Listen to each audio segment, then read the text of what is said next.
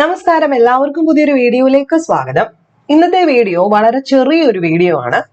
ഈ വീഡിയോയിൽ നമ്മൾ ഡിസ്കസ് ചെയ്യുന്നത് ജോഗ്രഫി എന്ന് പറയുന്ന പോർഷൻ ഡിഗ്രി ലെവൽ പ്രിലിംസിനും ഇനി വരാൻ പോകുന്ന മെയിൻസിനും വേണ്ടിയിട്ട് പ്രിപ്പയർ ചെയ്യുന്ന സമയത്ത് നമ്മൾ ഏറ്റവും കൂടുതൽ ആധികാരികമായി പഠിക്കേണ്ട കുറച്ച് ടോപ്പിക്സ്, വെറുതെ കുറച്ച് ടോപ്പിക്സ് പറയുകയല്ല. 2021 എല്ലാവർക്കും അറിയാം ഡിഗ്രി ലെവലിന്റെ പാറ്റേൺ മാറിയത്. അപ്പൊ ആ 2021 മുതൽ 2025 വരെ മെയിൻ ആയിട്ട് നടന്നിട്ടുള്ള ഡിഗ്രി ലെവൽ പ്രിലിംസിന്റെ മെയിൻ ആയിട്ട് ക്വസ്റ്റ്യൻ പേപ്പർ നോക്കുന്ന സമയത്ത് ഏറ്റവും കൂടുതൽ തവണ ആവർത്തിച്ചിട്ടുള്ള ജോഗ്രഫി പോർഷൻസ് ആണ് ഈ അടയാളപ്പെടുത്തി വെച്ചിരിക്കുന്നത്. സോ ജോഗ്രഫി പഠിച്ചു തുടങ്ങുന്ന ഒരു കുട്ടി ആദ്യമായിട്ട് ഏറ്റവും കൂടുതൽ ആധികാരികമായിട്ട് പഠിക്കേണ്ട ടോപ്പിക്സും ഇത് തന്നെയാണ്. എർത്തിന്റെ സ്ട്രക്ചർ 2021 മുതൽ 25 വരെ നോക്കുകയാണെങ്കിൽ പ്രിലിംസിന് മാത്രം 3-4 തവണ റിപ്പീറ്റഡ് ആയിട്ട് വന്നിട്ടുണ്ട്. അറ്റ്മോസ്ഫിയർ ഒരു 6 തവണ വന്നിട്ടുണ്ട്. റോക്സ് 3 തവണ പ്ലസ് വന്നിട്ടുണ്ട്. പ്രഷർ ബെൽറ്റ്സും വിൻസും സ്ഥിരം ചോദ്യമാണ്. നോർത്തേൺ മൗണ്ടൻ റീജിയൻ, അതായത് ഇന്ത്യയുടെ നോർത്തേൺ മൗണ്ടൻ റീജിയൻ ഒരു 6 തവണയോളം വന്നിട്ടുണ്ട്.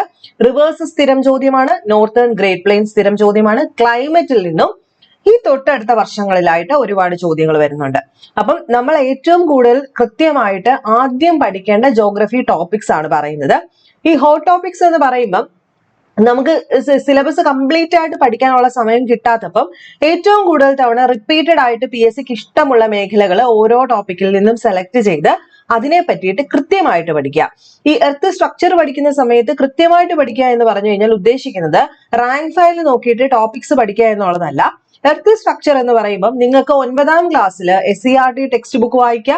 അതിനുശേഷം +1 ജോഗ്രഫി, +1 ജോഗ്രഫിയിലെ ആ പുസ്തകമാണ് ജോഗ്രഫിയുടെ അടിസ്ഥാന ഗ്രന്ഥം എന്ന് ഞാൻ എപ്പോഴും പറയും. ആ എർത്ത് സ്ട്രക്ചറുമായിട്ട് ബന്ധപ്പെട്ട പാർട്ട് 1 ഇന്ത്യൻ ജോഗ്രഫി അല്ല, പാർട്ട് 1 എന്ന് പറയുന്ന ഒരു ടെക്സ്റ്റ് ബുക്ക് ഉണ്ട്, ബേസിക്സ് ഓഫ് ജോഗ്രഫി. അതിനകത്തെ എർത്ത് സ്ട്രക്ചറുമായിട്ട് ബന്ധപ്പെട്ട ഒരു പാഠത്തിൽ നിന്നാണ് എല്ലാ പ്രാവശ്യവും സ്റ്റേറ്റ്മെന്റ് ചോദ്യങ്ങൾ ചോദിക്കുന്നത്. സോ ആദ്യം നിങ്ങൾ പഠിക്കുമ്പോൾ എന്താണ്, എർത്ത് സ്ട്രക്ചർ എടുക്കുക. എർത്ത് സ്ട്രക്ചറിന്റെ ബേസിക് ആയിട്ടുള്ള SCERT പാഠഭാഗം വായിക്കുക. NCERT പാഠഭാഗം 9ാം ക്ലാസ് വായിച്ചതിന് ശേഷം +1 കൃത്യമായിട്ട് വായിച്ച് മനസ്സിലാക്കുക. അതിനുശേഷം നിങ്ങൾ എന്ത് ചെയ്യുക, നിങ്ങൾ ഈ പറഞ്ഞോട്ട് റാങ്ക് ഫയൽ ഉണ്ടെങ്കിൽ എക്സ്ട്രാ ഫാക്ട്സ് എന്തെങ്കിലും നോക്കണമെങ്കിൽ അവിടെ നോക്കാം. നിങ്ങൾക്ക് എക്സ്ട്രാ ഫാക്ട്സ് നോക്കേണ്ടി വരില്ല, +1 വായിച്ചാൽ മാത്രം മതി. അതിനുശേഷം നിങ്ങൾ എന്ത് ചെയ്യുക, ഇതുമായിട്ട് ബന്ധപ്പെട്ട MCQ ചോദ്യങ്ങൾ നോക്കുക. UPSC റിലേറ്റഡ് ആയിട്ടുള്ള പല വെബ്സൈറ്റുകളും ഉണ്ട്, അതിൽ നോക്കിയിട്ട് നിങ്ങൾ കൃത്യമായിട്ട് എർത്ത് സ്ട്രക്ചറിനെ പറ്റിയിട്ടുള്ള നോട്ട്സ് പ്രിപ്പയർ ചെയ്യുക.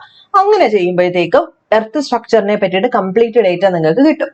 ഓക്കെ, ഇതുപോലെ തന്നെയാണ് അറ്റ്മോസ്ഫിയർ. ആദ്യം നിങ്ങൾ SCERT NCERT 9ാം ക്ലാസ് വരെയുള്ളത് നോക്കുക, 10ാം ക്ലാസ് വരെയുള്ളത് നോക്കുക, പിന്നെ +1 പോകുക. +1 ആധികാരികമായ ടെക്സ്റ്റ് ബുക്കാണ്, അത് കൃത്യമായിട്ട് അറ്റ്മോസ്ഫിയറുമായിട്ട് ബന്ധപ്പെട്ട എല്ലാ കാര്യങ്ങളും പഠിക്കുന്നു.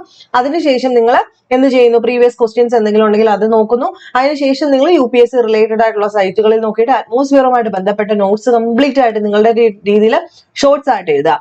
കാരണം എന്താണെന്ന് വെച്ച് കഴിഞ്ഞാൽ കഴിഞ്ഞ പ്രാവശ്യമൊക്കെ ഡെൽറ്റയെ പറ്റിയിട്ട് ഒരു ചോദ്യം ഉണ്ടായിരുന്നു. ഈ ഡെൽറ്റ എന്ന് പറയുന്ന ചോദ്യം +1 ടെക്സ്റ്റ് ബുക്കിൽ ഡെൽറ്റ നമുക്ക് പഠിക്കാനുണ്ടെങ്കിൽ പോലും ആ ചോദ്യം വന്ന മേഖല എന്ന് പറയുന്നത് UPSCയിൽ നിന്ന് ഡയറക്റ്റ് വന്ന ചോദ്യമായിരുന്നു.